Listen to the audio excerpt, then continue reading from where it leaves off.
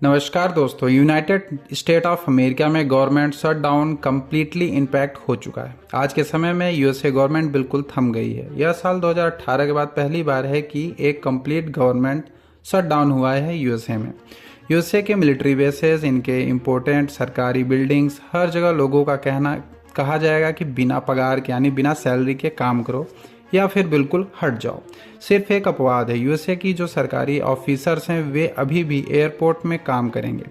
इसका कारण यह है कि इमिग्रेशन और डिपार्टमेंट से एक्टिव रहेगा ताकि कोई सीधा यूएसए में ना चला जाए और इसका पासपोर्ट और वीज़ा चेक करने के लिए कोई होना ही नहीं। बाकी इन सब के अलावा USA government completely shutdown mode पर जा चुकी है।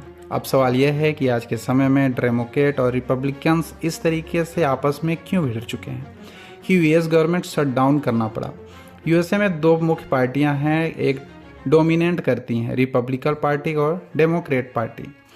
डोनाल्ड ट्रंप की रिपब्लिकन पार्टी डेमोक्रेट पार्टी पर यह आरोप लगा रही है कि वे सरकारी टैक्स पेयर का इस्तेमाल जो करके लोगों को यूएसए में घुसे हैं उनको हेल्थ केयर प्रोवाइड करना चाहते हैं। जैसी जेडी वैंक्स का अनुसार डेमोक्रेट उन बेनिफिट्स को रिइंस्टेट करना चाहते हैं। ट्रंप ने कहा है कि इन लीगली तरीके से यूएसए में घुसा है उसको हेल्थ केयर की कोई सरकारी बेनिफिट्स नहीं मिलेगा। डेमोक्रेट्स कह रहे हैं कि नहीं, यह ट्रंप भ्रामक तरीके से अमेरिकन पब्लिक को यह बताने की कोशिश कर रहे हैं। उनके मुताबिक क्या है कि उनके मुद्दे और भी बहुत सारे हैं। वे ट्रंप द्वारा फॉरेन एंड फंडिंग कट करने की से असहमत हैं। वे अफोर्डेबल केयर एक्ट में सब्सिडी को परमानेंट बनाना चाहते हैं। वे यह भी चाहते हैं कि ट्रंप जो एग्जीक्यूटिव ऑर्डर पास करने के रात नए नए कानून बना रहे हैं उन पर कहीं ना कहीं कुछ अकाउंटेबिलिटी या जवाबदेही होनी चाहिए, जिसको लेकर रिपब्लिकन पार्टी उसकी मांग को स्वीकार नहीं की। डेमोक्रेटिक पार्टी लोगों को यूएसए पार्लियामेंट के रिसेंट बिल्स पास होने पर रोक लगा दी, जिसके कारण यह शटडाउन हुआ है। यह शटडाउन सिर्फ यूएस में ही क्यों होता है, भारत में क्यों नहीं होता है? यूएसए में एक खास एक्ट मौजूद है, दी एंटी डिफेंसिएसी एक्ट।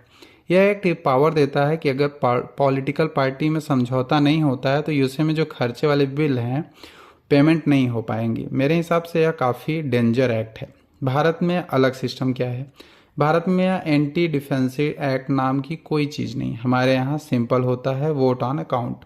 अगर बजट पार्लियामेंट में पास नहीं हो पाया तो उसको लेकर हंगामा हो गया तो गवर्नमेंट एक वोट ऑन अकाउंट प्रेजेंट कर सकती है, जिससे भारत में काउंसिलेटेड फंड ऑफ इंडिया से पैसा निकालता रहेगा, जिसके सैलरी, डिफेंस और वेरियस प्रोग्राम कई महीनों तक चलते रहेंगे। यह शटडाउन यूएस की इकोनॉमी को भी नुकसान पहुंचाने वाला है।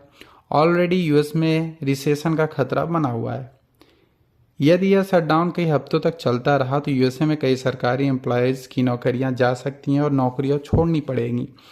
अब आने वाले समय में देखना होगा कि यह शटडाउन कब तक बर्दाश्त किया जाता है और क्या कोई समझौता होगा, तभी गाड़ी आगे बढ़े।